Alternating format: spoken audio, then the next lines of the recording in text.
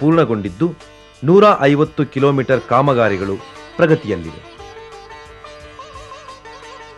ದಾಸನಾಳ ಸುರಂಗ ಜಲಮಾರ್ಗದ ಅತ್ಯಂತ ಕಠಿಣವಾದ ನಿರ್ಮಾಣ ಕಾರ್ಯವನ್ನು ಸವಾಲಾಗಿ ಸ್ವೀಕರಿಸಿದ ಅಭಿಯಂತರರು ತಮ್ಮ ಕೌಶಲ್ಯವನ್ನು ಸಮರ್ಥವಾಗಿ ಪ್ರದರ್ಶಿಸಿದ್ದಾರೆ. ಕಡಿದಾದ ಕಲ್ಲು ಬಂಡೆಗಳನ್ನು ಕೊರೆದು ಸುರಂಗ ಮಾರ್ಗ ನಿರ್ಮಿಸಿ ತಮ್ಮ ತಾಂತ್ರಿಕ ಸಾಮರ್ಥ್ಯವನ್ನು ಮೆರೆದಿದ್ದಾರೆ. ಇಂತಹ ಕಷ್ಟಕರ ಕೆಲಸವನ್ನು ಗುತ್ತಿಗೆದಾರರು ಸಹ 25% ಕಡಿಮೆ ಮೊತ್ತದಲ್ಲಿ ಯಶಸ್ವಿಯಾಗಿ ನಿರ್ವಹಿಸಿರುವುದು ಅಭಿನಂದನಾರ್ಹ. ವರ್ಷಗಳು ಉರುಳಿದರೂ ಇಲ್ಲಿಯ ಜನ, ಭೂಮಿ, ದನಕರುಗಳು ನೀರನ್ನು ಕಣ್ತುಂಬ ಕಾಣುವುದು ಅಪರೂಪ. ಕರ್ನಾಟಕ ನೀರಾವರಿ ನಿಗಮ ನಿಯಮಿತದ ದೆಸೆಯಿಂದ ಶೀಘ್ರದಲ್ಲೇ ಇಲ್ಲಿಯ ಒಣಭೂಮಿಯಲ್ಲಿ ನೀರು ನಿರಾಯಾಸವಾಗಿ ಹರಿಯಲಿರುವುದು ಅಲ್ಲಿಯ ಜನರ ಭಾಗ್ಯವೆಂದೇ ಹೇಳಬಹುದು.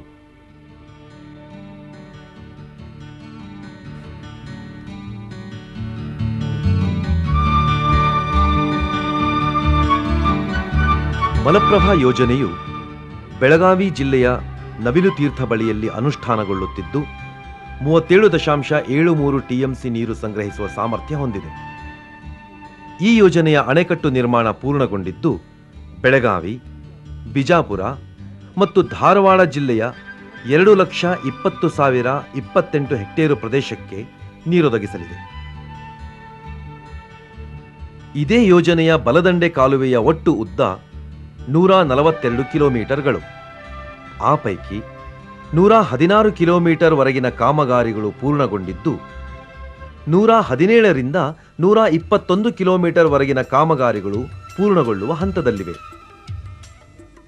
122 ಕಿಲೋಮೀಟರ್ನಿಂದ 131 ಕಿಲೋಮೀಟರ್ ವರೆಗಿನ ಕಾಮಗಾರಿಗಳು ಪ್ರಗತಿಯಲ್ಲಿವೆ.